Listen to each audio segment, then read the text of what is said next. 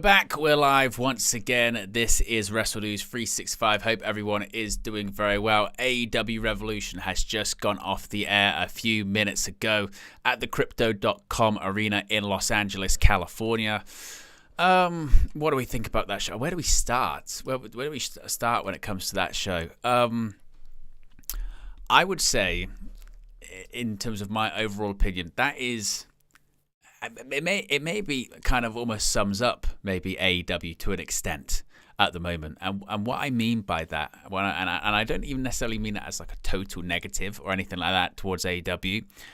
I think that show going up to maybe the main event is a top show by AEW. That is a really strong pay-per-view.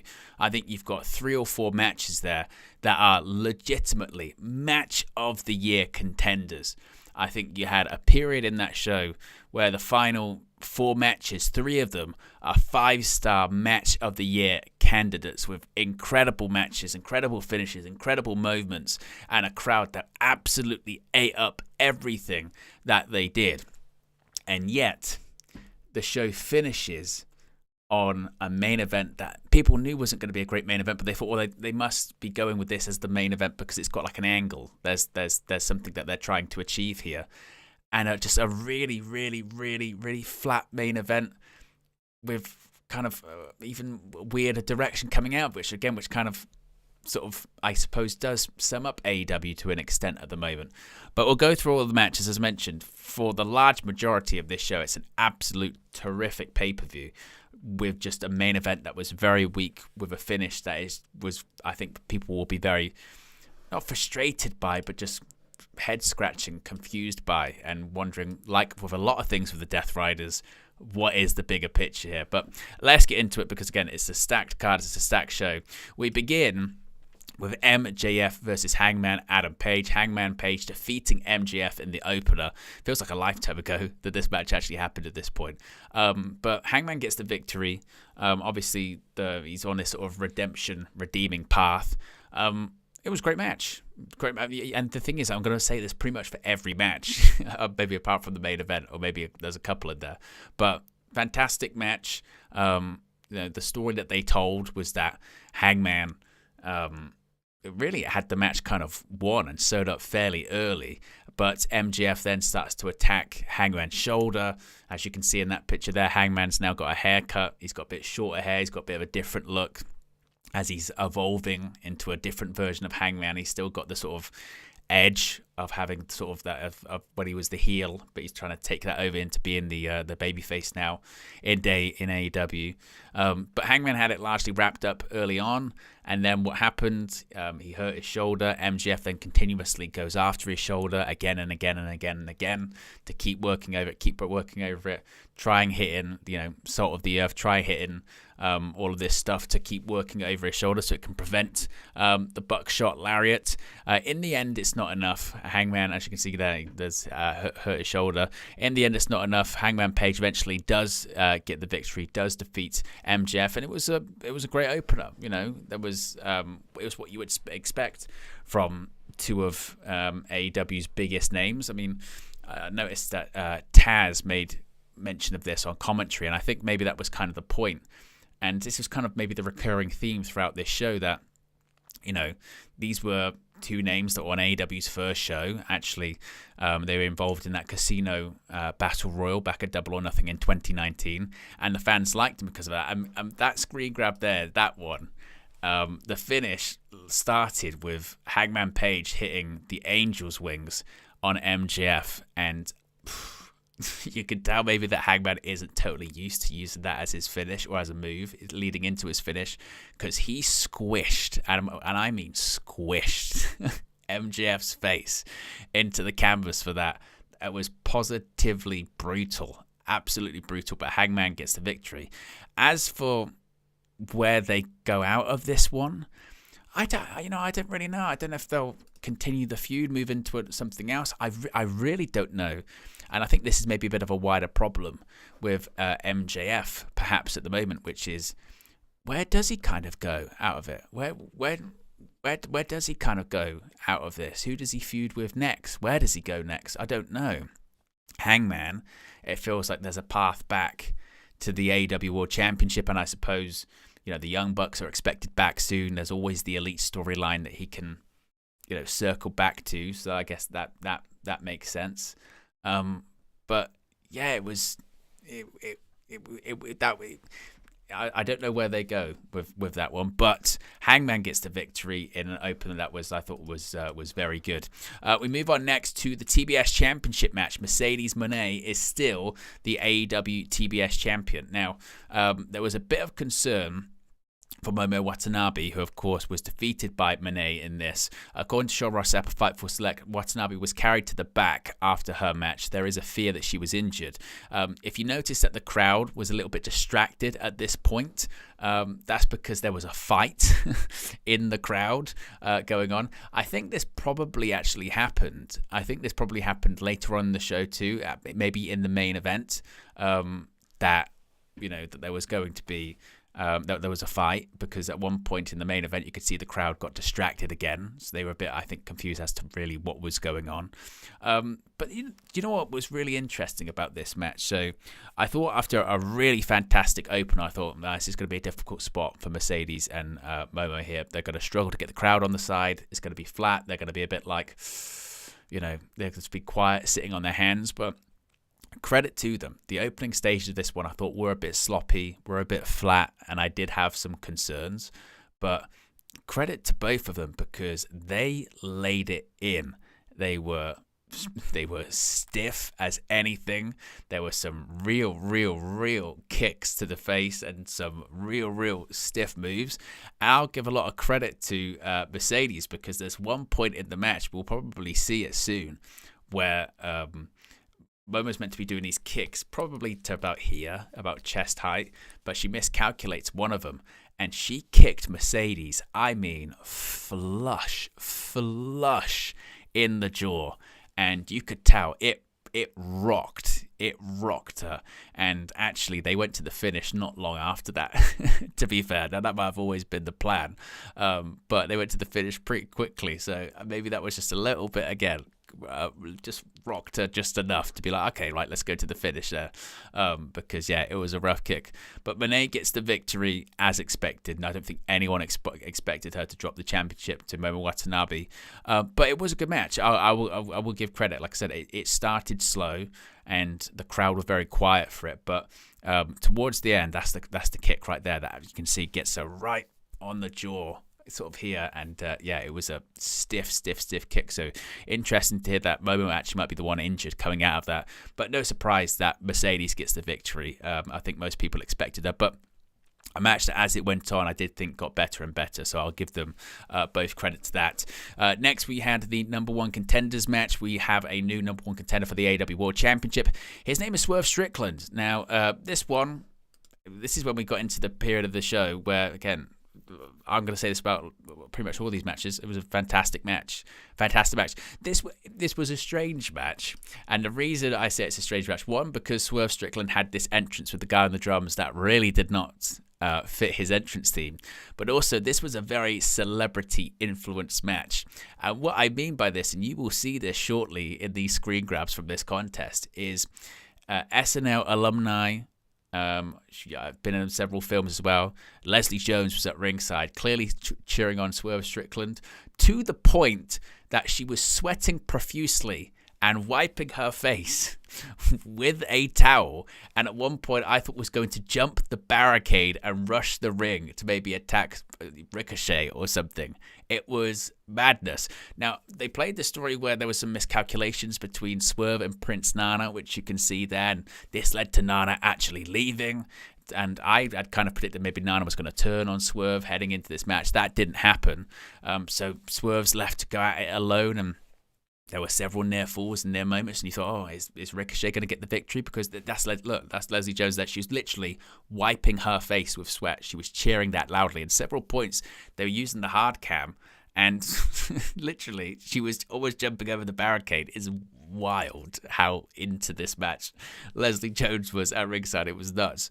There was even a really actually scary moment in this one where there was a dive to the outside, and I think Ricochet catches Swerve, and they did a Death Valley driver, but kind of landed on his neck. Swerve hits a vertebreaker onto Ricochet on the Spanish announce table. It was just absolutely insane. A Swerve stomp as well wasn't necessarily enough to get it done. Ricochet hits his 630 to Swerve Strickland during the bout, which again isn't enough to get it done. So it had loads of high spots. The end we saw Nana come back out. He gets his robe back. That's enough to distract Ricochet, because of course there's a lot of the story built around the robe, although this is the point I was mentioning. When Ricochet did a tope, dived onto Prince Nana on the outside, and Ricochet then puts the jacket on as he's kind of relaxing there or what have you, and this is when the sort of, I say a botch, you can see Swerve's already off balance heading into that sort of Death Valley driver, and landed quite nastily, to be honest, on his head. Right there on his head on the outside. It was a rough landing, to say the least. A very, very rough landing on his head. But we had Prince Nana factor into the finish once more. He was grabbing the jacket that he wants back, the robe, that he wants back, that Ricochet actually put his logo on in the match. And so Nana was certainly a central theme involved in all of this. And it looked like at several points, again, miscommunication between Swerve and Nana. Was that going to lead to Ricochet getting the victory? It wasn't to be. It wasn't to be for Ricochet to get the victory. In the end, house call and big pressure was enough to allow Swerve to get the victory, and to Leslie Jones's happiness. But very much her happiness.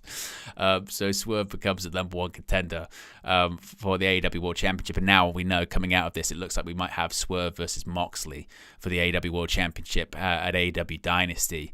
And Swerve and Nana don't have any issues. Of course, it was at Dynasty last year that Swerve won the AEW World Championship. But maybe the fact that Nana and Swerve were so buddy-buddy, does that lead you to think that maybe the turn is still coming?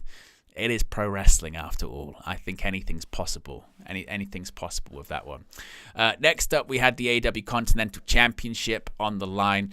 We had Brody King against Kazuchika Okada. Not as good as obviously the matches prior to this one. A criticism of Kazuchika Okada since he's come to AEW, hasn't it, is that he kind of phones it in, does these 10-minute matches, says bitch, maybe does a middle finger and then leaves. What I will give credit to Kazuchika Okada for in this match is for a match went 10 minutes and 55 seconds.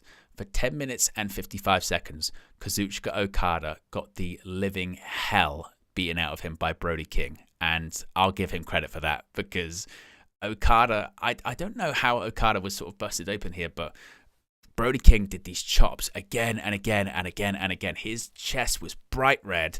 He looked like he was bleeding from his bicep. I think this was maybe during a thing that happened on the outside of the ring. Everything Brody King did to Kazuchika Okada in this match legitimately looked like it really, really, really hurt. So I'll give, to be fair, I'll give Okada for credit for taking a beating. But it's like a lot of Okada matches that we've seen, so far. He's playing the sort of heel, being beat up, goes about 10 minutes, tries a couple of nefarious things, hits Brody King with the belt. That wasn't enough to beat him. In the end, though, he eventually hits the Rainmaker. That's enough to get the victory, and Okada's going to retain the championship. He was never going to drop the title to Brody King. That was never under threat. It was kind of just filler, and I felt like a need just to get Okada on the card, and that's effectively what happened. Next up, we had the AEW World Tag Team Championships on the line. We still got AEW Tag Team Champions in the Hurt Syndicate. They defeated the Outrunners. I'm going to be honest here. I was quite disappointed by this match. I know that the Outrunners are more of a gimmick as opposed to like a great wrestling tag team. People like the gimmick. They sell a lot of merchandise. They're over with the crowd. This was a big opportunity for them. They're very, very popular. And there were even reports coming out there recently, weren't there, that there were pitches made for the Outrunners to win the AEW World Tag Team Championships. And this was a big opportunity, tag team championship match on pay-per-view. And I'll be honest, I felt like they froze, really. I felt like they froze. There was some botches in there. There was a hot tag where I think it's Turbo Floyd jumps over the rope and he trips. And it felt like after that, he never he never recovered, like in terms of confidence. And maybe I'm projecting this, but it seemed at points like Shelton Benjamin was getting frustrated with them, and the match didn't go very long at all. It was the shortest match on the show, 8 minutes and 40 seconds. And if anything, I think that was just the right amount of time, in all honesty. And I just thought it was very, very disappointing. Maybe it's just a case of, the Hurt Syndicate were never going to drop the championship, so it didn't need to be long. Not that every match needs to be long by any stretch. It just was just, I was more disappointed, I think, by the performance of the Outrunners. I felt like they could have performed better in that one. But the Hurt Syndicate continue, and they were never going to drop the championships anyway. So I guess not too much to talk about. And this is now where we enter the incredible stretch of this show. What we're about to jump into is the first of what I believe to be 3 back-to-back 5-star match of the year candidates, beginning with, I think, the match that should have main evented the show. I think you're in Hollywood, you're in California. I think I would hold it against any story that AEW has ever told. I think when people criticize AEW for not being able to tell stories, I think you show them this feud. And with basically Mariah May's existence in the company, since she came in, she's been aligned with Toni Storm. That's the whole story. And we've got to this point, which has been told over years at this point, really, hasn't it? And this was the Hollywood ending, the third match in their trilogy, the Hollywood ending.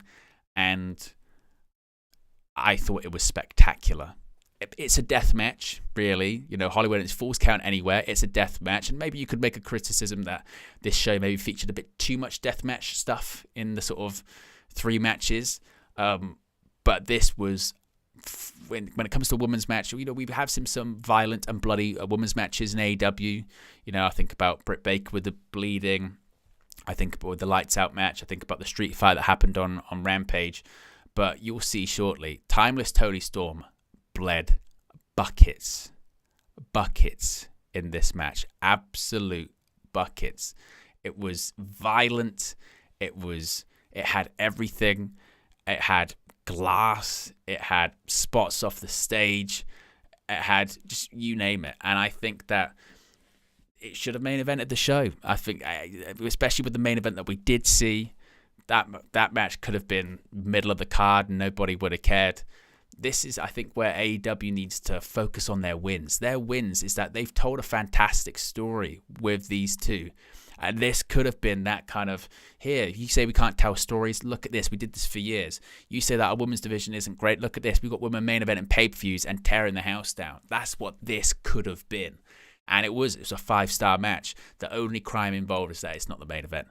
And, it's because it's a Hollywood ending, that it should have been the Hollywood ending of the show in Hollywood. It's just perfect. It would have been absolute perfect. Toni Storm in the end gets the victory after just, again, a complete bloodbath. And even the way they did the ending too, with the, the on the stage and having the end and having, Mariah May be defeated and Toni Storm laying on top of her and the Hollywood ending table be up the top there. It was just the word sort of cinema and pro wrestling, I think, gets thrown around there so much of just sort of bad acting or no real story or soap opera kind of stuff. But this was, I felt, and I know the whole storyline is cinema, but I felt that's what this was. I thought it was violent. I mean, look at that. Look at that screen grab. I have no idea if this stream's going to get monetized, by the way. I think I can't even imagine it will because of the violence. But we'll take the risk and see if it happens. But it would just unbelievable. Absolutely unbelievable. And I think that both should be incredibly proud of themselves. I think everyone involved in the storyline, RJ City, who I know has been really instrumental in helping Tony Khan with the creative for this. He's posted it on social media as well. The callbacks ending with the shoe once again. And you'll see actually some of these sort of camera angles they used at the end of this as well. Having the end and a Hollywood ending. It was just spectacular. Absolutely spectacular. I mean, at points I was kind of stunned into silence. I'm not really sure I've ever seen anything like it. Again, we have seen violent women's matches before in AEW history, but I think this kind of tops it because the story adds to it. And again, my only criticism is it should have been the main event. This should have been the show closing match. This should have been the match that, when it says the end, the pay-per-view should have ended. So it should have been the main event. That absolutely should have been the main event. But huge credit to Toni Storm, huge credit to Mariah May. I don't know how the women's division follows that story, but that's the kind of stories that AEW needs to be, looking to achieve. Looking at the table that didn't break, the Hollywood ending. It was just so good, and that was the shot there, the end. And I just thought it was spectacular. I thought absolutely spectacular. That's, for me, I know it might not be everyone's cup of tea because of the violence, but 5-star match. I thought it was absolutely brilliant. So how do you follow that? You think, who on earth is going to try and follow that? Well, if you put Kenny Omega in there, you might have a pretty good go. And that's exactly what happened right there. Kenny Omega is the brand new AEW International Champion. He went closing into 30 minutes with Konosuke Takeshita in... I kind of run out of superlatives for Kenny Omega, to be honest with you. The fact that he was out of action for over a year. The fact that, this is a guy that was, considering retirement and how is he even going to be able to come back. I think finally what AEW have figured out when it comes to Kenny Omega at this stage in his career, just let him do Kenny Omega matches, and I know sometimes Omega matches can be divisive for a variety of reasons because maybe the purist isn't like him. But this match was spectacular. Absolutely spectacular. It was classic Kenny Omega. It was a classic Kenny Omega match that you would expect to see in New Japan Pro Wrestling that would have been at a Wrestle Kingdom event. Took a long time, built to false finishes, a lot of drama, a lot of storytelling, largely centered obviously around his diverticulitis, largely centered around his intestines. You've got some spots there that are difficult to watch, as you can see. Tables being set up on the outside of the ring with Takeshita eventually using it where he slams Kenny Omega on it, rib first, and actually then twists it around so he ups the stakes of it, and Omega's stomach goes into it. He pushes Omega off the top there into the barricade once again, working over the intestines because that's the sort of danger part. And again, that was the real peak of the drama of the match, was how is Kenny Omega even going to be able to get through this? How is he going to be able to recover? He's doing all of this stuff and trying to fight through. But it was just brilliant. And do you know what I think is, again, a bigger credit to this one? Because, again, this is, for me, a 5-star match, absolutely spectacular. Is I think everyone knew Kenny Omega was going to win. I don't think it was out of the question at all. Did anyone not think that Kenny Omega was going to win this? Everyone knew Omega was going to win. I mean, it's been quite widely reported that I think the idea is that it's going to be Omega versus Okada at AEW All in Texas. So, and there's probably going to be a unification match, international title versus continental title. So I think most people knew that Omega was going to win, but it didn't change anything in terms of the quality of the match. It was just, again, absolutely unbelievable. And the fact that Omega, who by the way, is not in his prime anymore. It's not the Omega of sort of 2018, 2017, 2016, sort of 2018 New Japan. It's not. He's not that guy anymore, and he's still capable of having these kinds of unbelievable matches. You can see that's when he was slammed into the side of the table. So I thought it was incredible. I think Konosuke Takeshita is an absolute star. You want to talk about a guy for the future. He's 29 years old and having these classic matches with Kenny Omega. It's just incredible. And you credit to Kenny Omega as well. He was very instrumental in bringing Takeshita to AEW, of course, from DDT, Omega's former promotion in Japan, where he was at earlier on in his career too. And the more you watch Takeshita, he's just an absolute sensation. And this was, I just thought, just an unbelievable match. And I really didn't think you could follow the Toni Storm Mariah May match. I thought there's just no way. How are you going to follow that? And there's only very, very, very few people that would be capable of following it. I'm not going to say top picks, they're totally different matches, but getting the crowd excited, having drama, put in the work and having believable false finishes, even though you know probably who's going to win. It was just brilliant, absolutely brilliant. But that's Kenny Omega. Kenny Omega is just a phenomenon, really, isn't he? He's an absolute phenomenon. That is what Kenny Omega is. So Omega, despite getting hit with a tombstone, despite getting hit with all of these moves, as you can see, Takeshita being shocked that Omega's able to fight out, Omega's able to keep coming back. Omega hits the stuffed pile driver. He attempted a V-trigger a couple of times, couldn't get it. And eventually, with the finish, it was just a roll-up. In the end. Reversed it. So he still protected Takeshita in the finish. It wasn't like one winged angel or anything like that. Just a roll-up to get the win in the end. And Omega wins the International Championship. And I think the sort of showdown, him and Okada, is definitely on for All in Texas. And I think that makes sense. You want to have that kind of a match to try and sell tickets for a stadium show. I think that makes a lot of sense. So again, you go, right, you've had 2 5-star matches. How on earth do you try and follow that? You put Will Ospreay against Kyle Fletcher inside of a steel cage. Now, I don't really even want to commit. You can maybe let me know in the chat or in the comments if you're watching this after the fact as to what the best match out of those 3 was. I think they're all very, very different kind of matches. Maybe you could say, the Hollywood ending steel cage match is similar in the sense of they were kind of death matches. And in fairness, you maybe could make the argument with this cage match, did it need to have the outside weapons, the thumbtacks, barbed wire baseball bat? Didn't necessarily need that. Probably not. But just as I said, who can follow that Hollywood ending match and still get the crowd going? Well, Kenny Omega. Who can follow Kenny Omega and still get the crowd going? Will Ospreay. And that's what this match was. This match was violent. I mean, I'm maybe a little bit concerned for Ospreay towards the end. They hit a Spanish fly off the top of the cage, and once you see the replay back, you actually see that Ospreay rotated and landed on his hip in a really, really, really brutal landing.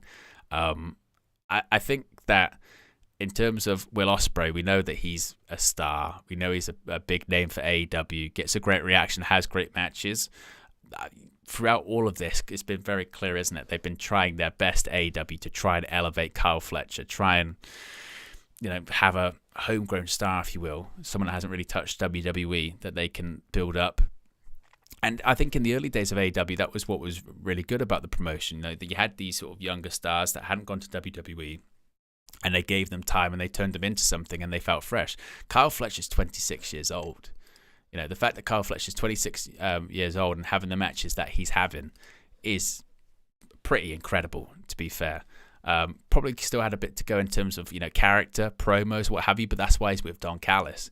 In terms of the matches, in terms of the match that he and Will Ospreay was able to put on this evening, on a big pay-per-view, in a big arena, it was, nothing short of spectacular. It was absolutely incredible. And that's when I was going, end the pay-per-view now, because you won't be able to top these matches that you've had. Tony Storm versus Moriarty, Kenny Omega versus Takeshita, Will Ospreay versus Kyle Fletcher. You will not be able to top those matches, and they couldn't. You knew that the main event wasn't going to live up to this, and it didn't. But this was, again, violent. It was bloody, as you can see, all of the blood. Maybe Kyle Fletcher took a bit too much enjoyment with eating and drinking people's blood, for my liking, perhaps. Mark Davis gets involved, comes down to the ring, puts weapons into the ring. This led to the barbed wire baseball bat getting introduced and all that stuff. Mark Davis did eventually actually get back into the ring. He was busted open because the cage door got kicked into his face, but he got eliminated by Will Ospreay in the process. They climbed to the top. We also had the screwdriver get introduced because, of course, that's about the betrayal, and Don Callis uses a screwdriver a lot. There was, as I mentioned, thumbtacks involved in this too. Ospreay hits a Styles Clash into the thumbtacks as well. That wasn't enough. They climbed to the top of the cage nearly. Ospreay eventually does actually smash Kyle Fletcher in the head with the screwdriver, and this led to what you could always feel like was going to come, which was this big Spanish fly move off the top. And as you can see, Ospreay there lands horribly. Still, they did sort of closing stretch where Fletcher's on his knees. He's saying to Ospreay, I hate you, I effing hate you. Ospreay hits him with the hidden blade, hits him with the Tiger Driver, and gets the victory in the process. But like I said, I think there might be a bit of concern about how his health is coming out of that. And finally, we go to the main event, which you just knew. Like, no disrespect, obviously, to Jon Moxley and Adam Copeland, but you knew after those 3 matches, it's never going to be able to follow it. You almost wanted to give AEW the benefit of the doubt. Well, they must have something big planned. Because the main event's never going to live up to those 3 matches, and it didn't. It didn't. You had Adam Copeland past 50 against Jon Moxley in a storyline regarding the Death Riders that doesn't make a lot of sense, and nobody really understands what it is and what's going on, and the crowd sat on their hands. That's the only way to do it. The crowd sat on their hands for a lot of it. I mean, eerily silent for the vast majority of this one. And I'll give credit to Mox and Cope for how hard they worked. They did everything they could. And maybe if this was the opener of the show or midway through the show, maybe the crowd would have been a bit more into it, but not for the main event. And again, it kind of just summed up this Death Rider storyline where you just go, well, I don't really get it. I don't really know what you're trying to do here. What's the purpose of all of this? I don't know. I don't know what the purpose of it all is. And they did what they could, as I mentioned, to try and get things going, but you still sort of waited. I mean, that probably that picture of Ken John kind of sums up the main event, doesn't it? Of just kind of going, what? what? I don't know. They exposed the concrete. Cope got stomped on it. He got hit with a pile driver, gets the Bulldog choke. Eventually, Wheeler Yuta comes out. Of course, I know they teased on Dynamite that maybe he was going to be turning on the Death Riders and what have you. He hits the Psycho knee on Cope. So you think, and they're going, he's been brainwashed. It's Stockholm Syndrome. Jay White comes out to level the playing field, though. Accidentally hits Cope with the briefcase. So maybe the seeds are being planted there for a future feud between those two, I guess. Cope hits a spear, but the ref gets pulled out the ring. Who is it? It's Christian Cage. And then you thought, well, finally, that this is why it went on last, right? This is why this went on last, because Cage is going to cash in his contract. Cage is going to win the title. That's what they're doing. You go, okay, right, I see why it went on last, because they want to end on that. Okay, I get it. Fine, no problem. Cage actually signs his contract, so it's official once he signed the contract kind of thing. Cage gets in the ring, spear, but Cope kicks out. Eventually, Moxley comes in, chokes out Christian Cage, and that's it. So you're going, wait. So Christian Cage has held this contract since All In London last summer, only to cash it in and get choked out by Jon Moxley in about 30 seconds. So there was no big angle there. There was no payoff to that angle. There was nothing. It was just a waste. And it felt like the crowd was silent and they didn't really get that involved. But out of respect for those two, and also out of thinking something was going to happen, they stayed with it, only to find out nothing was going to happen. And it was just dull. And then after the match, Moxley gets confronted by Nana, which paves the way for Swerve to jump out of the crowd, hit a Swerve stomp.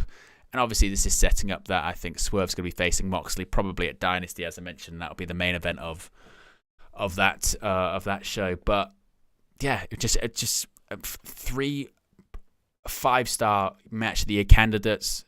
Overall, I think a very good show that was let down by a main event that just felt like an afterthought and a really, really weak finish. And I think, again, that kind of sums up AEW in a nutshell, which is they've got some great stories and brilliant matches, but the main event picture, it just feels quite WWE light, in all honesty. And it felt like I don't want to say a WWE match because I don't mean it as a swipe, but it just felt like something that was really out of place on this show. Whereas other matches on the show felt like, okay, that's an AEW identity. That feels a bit different.